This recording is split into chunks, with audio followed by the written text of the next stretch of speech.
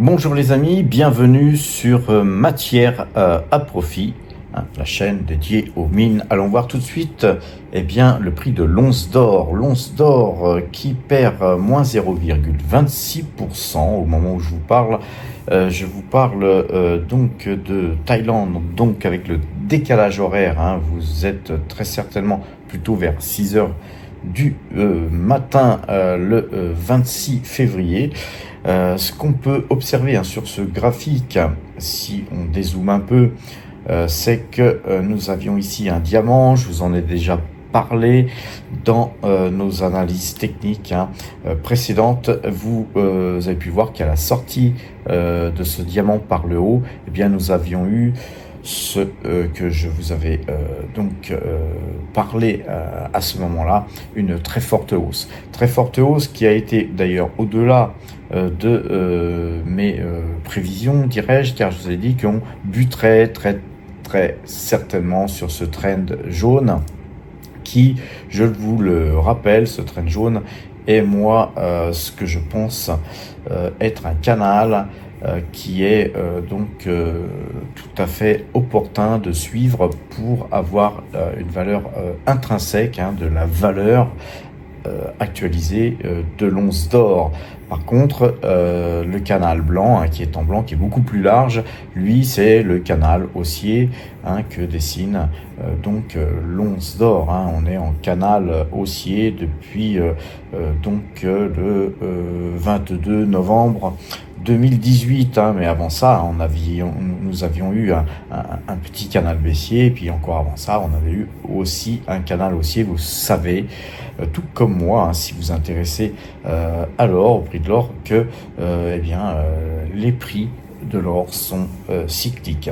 Ce qui est intéressant de voir sur les prix de l'or, les prix de l'once d'or, quand on rezoome, c'est de voir que non seulement nous avons été au-dessus du canal jaune, qui est pour moi une valeur tout à fait acceptable pour échanger les prix de l'or. Dès qu'on est au-dessus, pour moi, ça devient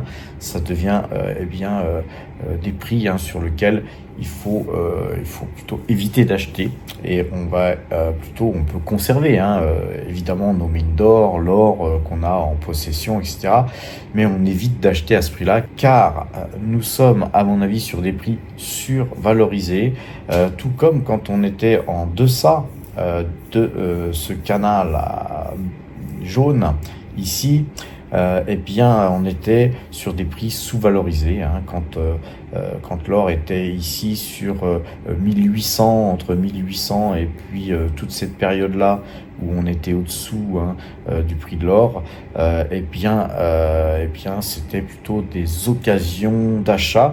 D'ailleurs, on le voit sur le graphique. Par contre, effectivement, on voit très bien que, par exemple, notre moyenne mobile 2 jours, 12 jours, elle était plutôt acheteuse. Vous voyez ici, en février 2024. Donc, ça fait déjà un bout de temps que nous, on suit l'or et qu'on s'intéresse à l'or. Et vous voyez que l'or, a eu un très très beau parcours. Cependant, là, actuellement, encore une fois, j'attire votre attention sur le fait que, effectivement, beaucoup d'opérateurs achètent de l'or, les banques centrales achètent de l'or à tout va, etc. Mais attention, là, nous sommes sur des prix qui sont quand même très bien valorisés. Je ne dis pas que l'or ne va pas continuer à monter, je dis qu'il faut somme toute se méfier. Rappelez-vous de ce dicton: les arbres ne montent pas jusqu'au ciel. Donc moi j'encourage à la prudence. Regardons à présent quelques mines que nous avons en portefeuille. Regardons les graphiques de Collective Mining pour commencer. Une mine d'ailleurs sur laquelle nous avons beaucoup parlé sur cette chaîne comme sur la chaîne Power Trade que j'anime, qui est une chaîne beaucoup plus généraliste concernant les achats et les ventes de valeurs que vous pourriez acheter sur Power Trade. On traite toutes les valeurs traitées sur la code internationale. Par contre, sur matière à profit, voilà, on ne traite que le secteur minier. Comme vous pouvez le voir, eh bien, Collective Mining a explosé dernièrement. On vous avait fait des articles sur powertrade.fr qui vous permettaient eh bien d'en être, de pouvoir avoir été de l'aventure. Sur PowerTrade Premium, vous savez qu'on a une application, eh bien je vous ai même donné moi le prix que je pense qu'elle peut valoir, suivant évidemment le prix de l'once d'or. Donc eh bien passez premium si vous souhaitez en savoir plus, les amis. Mais là on va se polariser sur ce qu'il s'est passé sur cette mine, une mine qui a été créée en juin 2021. Elle n'a pas fait grand chose jusqu'à ce que, vous voyez, ces deux points-ci aient été cassés. On a consolidé, puis on est parti très fortement pour aller sur les 7 dollars, les amis. Ensuite, eh bien, perte de confiance, la valeur est repassée dans un cycle baissier et on a latéralisé assez longuement sur eh bien cette même zone de prix qu'on avait cassé ici en 2023, et c'est seulement en mars 2024 qu'on est reparti pullback avec une forte baisse, devrais-je dire. Et puis ensuite, la valeur n'a fait que monter.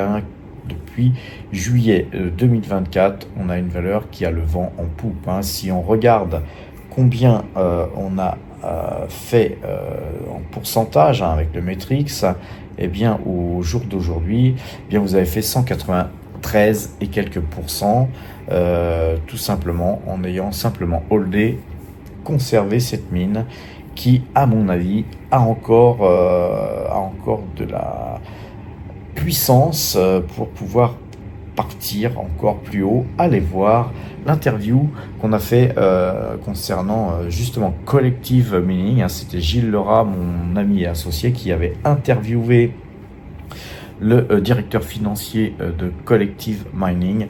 On peut pas faire mieux, les amis.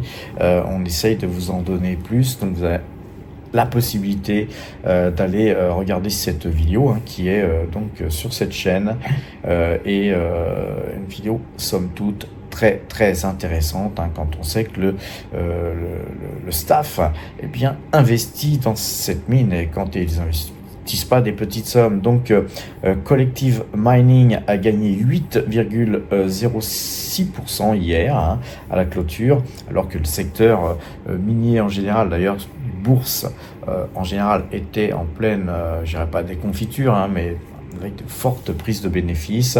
Donc plus 8% dans une phase baissière, une journée très baissière, c'est somme toute magnifique. Sur Mineros, on a à peu près la même situation. Je ne vais pas vous refaire le travail, je vous laisserai aller prendre le Matrix vous-même, mais on a une configuration très haussière sur Mineros.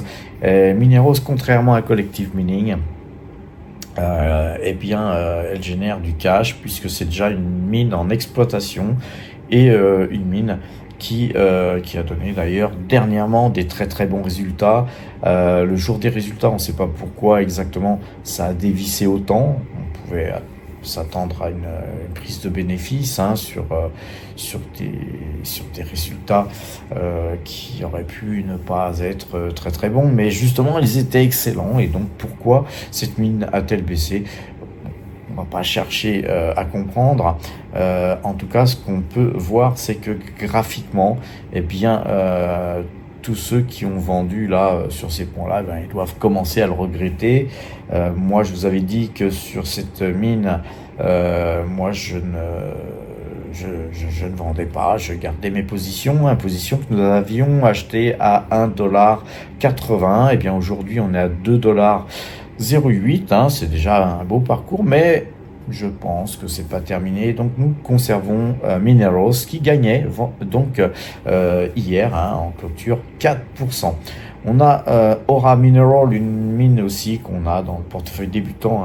Allez voir sur powertrade.fr, on a tous nos portefeuilles qui sont donc sur le site PowerTrade ou suivez la chaîne PowerTrade qui est aussi un bon complément de la chaîne donc matière à profit car on analyse aussi les mines d'or et donc Aura Mineral a été elle aussi analysée.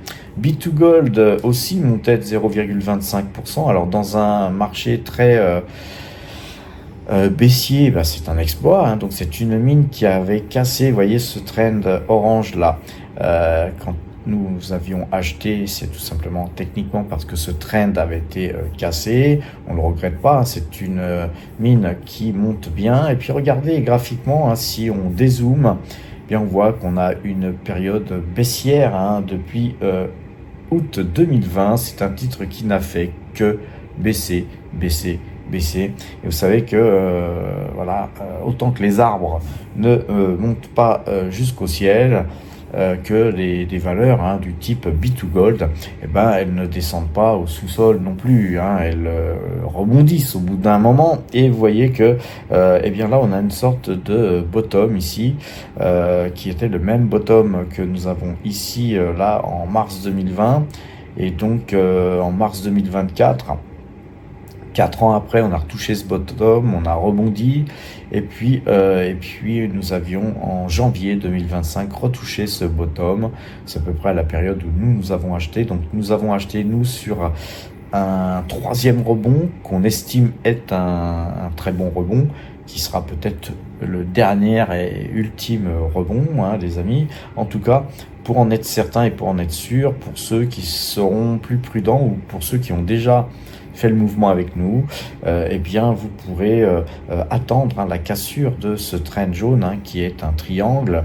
Allez voir aussi sur powertrade.fr, il y a une rubrique apprendre sur laquelle vous pourrez aller apprendre l'analyse graphique, et ça vous permettra de savoir qu'est-ce que c'est qu'une sortie de triangle par le haut. En tout cas, je vous le dis déjà sans vous en dire plus en termes techniques, mais c'est haussier et nous sommes en attente, nous, de cette fameuse sortie de triangle.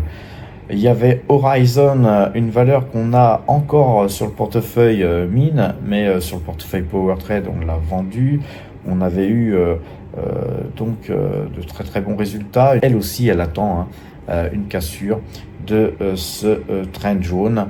Voilà, donc c'est beaucoup plus risqué cette mine, mais c'est une mine qu'on peut, somme toute, avoir en portefeuille, car vous voyez, il faut avoir des petites mines, puis des mines plus grosses dans son portefeuille. Il faut, si possible, ne pas miser que sur une ou deux mines, car si c'était les mauvais choix, les amis, alors vous n'en tireriez jamais les marrons du feu. Alors, Agnico Eagle Mines, qui est certainement la plus belle mine de toutes, une mine qu'on avait achetée et vendue déjà ici, mais on l'avait racheté dernièrement sur justement la sortie de ce trend jaune, quand on avait cassé ça. Voilà, donc une mine qu'on affectionne particulièrement, et vous voyez que puisque les prix de l'or ont tendance à avoir atteint leur prix, vous voyez que certaines mines, dont Agnico Eagle Mines, qui sont les meilleures, mais les mieux valorisées, elles déclinent à ce moment où justement il y a beaucoup de prises de bénéfices. Nous affectionnons aussi pas mal à Barrick Gold, qui est aussi une des plus grosses, qui redonne du terrain par rapport justement aux faiblesses du prix de l'or qu'il y a eu ces derniers jours. Mais on voit que c'est une mine qui a beaucoup monté depuis le 18 décembre 2024, ce n'est que de la hausse pratiquement. Donc vous voyez que la plupart des mines que nous avons en portefeuille sont des mines plus ou moins petites, moyennes ou grosses. Donc on a un joli mixte de valeurs. On a Kinross qui avait pas mal baissé, là elle reste toujours dans son canal haussier. Nous la conservons bien sûr en portefeuille, tout comme IAM Gold, une mine qu'on avait aussi mise en portefeuille. Mais attention sur IAM Gold, je vais vous tracer quelque chose qui est un canal parallèle. Et voilà, on va se tracer ce petit canal parallèle et vous voyez qu'on est en train peut-être d'en sortir, hein, puisque nous avons ici une petite cassure. Donc attention les amis, si une bougie demain venait à se détacher de ce canal blanc là, ce bas de canal blanc, bien, ça serait très certainement des prises de bénéfices beaucoup plus conséquentes que nous l'avons vu depuis que cette moyenne 2 jours, 12 jours a croisé. Comme vous le savez, hein, nous traitons beaucoup avec la moyenne 2 jours, 12 jours, et je vous encourage à l'étudier les amis, et donc puisque vous ne l'auriez pas vendu sur la moyenne 2 jours, 12 jours, puisque nous étions en canal haussier, attention, ce canal haussier, nous venons de le casser par le bas, attention, mais somme toute, c'est pas bien méchant, hein, c'est une petite cassure, voilà, on pourrait très bien réintégrer ce canal demain. On a Aya Gold qui baisse un petit peu, là aussi un petit peu de 3,42%, somme toute, attention, hein, encore une fois. Nous avons eu un beau parcours aussi, hein, sur tout ce qui est secteur minier. Cependant, elle a toujours cassé, hein, ce train bleu, hein, ce vertigineux train bleu, hein, qui était une forte baisse qu'il y a eu sur ce titre durant une certaine période. Mais là, on voit que, somme toute, on est quand même toujours dans un mouvement haussier. Je voulais vous parler de Onyx, une mine que nous n'avons pas encore en portefeuille, une mine qui, je vais vous montrer ça sur le très long terme. Alors c'est une mine intéressante graphiquement, car vous voyez que c'est une mine qui a été introduite en fin juillet 2023. Elle a culminé, elle a été introduite, hein, sur 0,42 dollars. Elle a culminé sur les 0,81 dollars et ensuite elle s'est complètement effondrée avec des rebonds, avec un encéphalogramme plat, dirais-je, formant ce canal horizontal, hein, que vous pouvez voir ici. Et voilà, moi ce que j'attends, puisque j'ai loupé l'achat à bon compte, puisqu'elle avait gagné 20% le 24 février. C'est une mine que je regarde depuis ce rebond là ici, puisque j'ai loupé au 31 janvier 2025 ce croisement de moyenne mobile 2 jours, 12 jours sur le bas de canal. Car vous savez que sur un canal horizontal comme ça, on a plutôt tendance à acheter sur le bas de canal, à vendre sur le haut de canal, etc. Hein, et on achète toujours sur le bas de canal et on revend sur le haut de canal. Là, on n'allait pas acheter avec plus 20% alors qu'on tape le haut de canal. D'ailleurs, on a eu raison de ne pas le faire le jour où j'en avais parlé sur la chaîne Power Trade d'ailleurs, car le lendemain, c'est-à-dire hier, nous avions eu moins 6,15%. Tout simplement pourquoi? Parce que l'or a subi des corrections baissières, toutes les mines ont beaucoup baissé, donc Onyx qui avait monté de 20%, forcément elle a corrigé de 6%, peut-être un peu plus que beaucoup d'autres mines, mais cependant, on va observer si cette mine cassait le haut de ce canal, car si elle cassait le haut de ce canal, ça serait, allez voir sur les vidéos de PowerTrade, hein, .fr, dans la rubrique apprendre, hein, je vous parle des canaux, canaux baissiers, canaux haussiers, canaux horizontaux. Qu'est-ce qui se passe quand on casse un canal de ce genre, quels sont les objectifs, etc. C'est toujours très intéressant de se former en analyse technique avant d'investir. Alors nous, si on cassait ce canal, on essaierait d'acheter à bon compte cette mine qui me paraît très très intéressante. Allez voir leur site internet, hein, ils ont un site, faut toujours aller voir les sites, hein, des valeurs qu'on achète, hein, ça vous en dit toujours plus que le simple youtubeur qui vous en fait un condensé. Donc voilà, hein, sur les mines, hein, les amis, ce que moi je pense, hein, c'est qu'il faut somme toute faire assez attention, bien qu'on reste haussier bien sûr sur ce secteur. On va rester beaucoup plus prudent, pourquoi pas tirer quelques profits pour ceux qui en ont beaucoup. C'est tout le conseil que je vous donne. On m'a posé des questions, on m'a posé beaucoup de questions concernant justement le fait d'acheter des mines d'or, d'acheter de l'or de par des traders. Ce que je déconseille en général, car les traders en fait ont quelques mines et souvent ils ont les plus grosses qui représentent beaucoup plus le portefeuille, et donc vous investir sur un tracker qui retrace les mines d'or, c'est retracer surtout les plus grosses, et vous priver eh bien des beaux mouvements qu'on pourrait voir sur par exemple sur Mineros ou sur tout simplement Collective Mining. Et vous allez voir que par contre je ne suis pas contre les trackers. Par contre je pense qu'il faut les manier avec précaution, et plutôt que d'avoir une ligne tracker par exemple de 10 000 euros, comme je le disais à un ami là, puisque je suis à Pattaya, un ami power trader que j'ai rencontré dernièrement en parlant des mines d'or, puisque sur la chaîne Power Trade j'avais plutôt déconseillé les trackers, ce que je déconseille toujours, plutôt que d'avoir une ligne de 10 000 euros par exemple de tracker. Mieux vaudrait avoir une ligne de 3 000 euros seulement, et puis de mettre 7 000 euros dans des mines peut-être de votre choix. Avec cet effet levier x3, donc le leverage share multiplié par 3 long gold miners, eh bien ça vous permet d'être exposé sur toutes les valeurs que vous pouvez voir ici.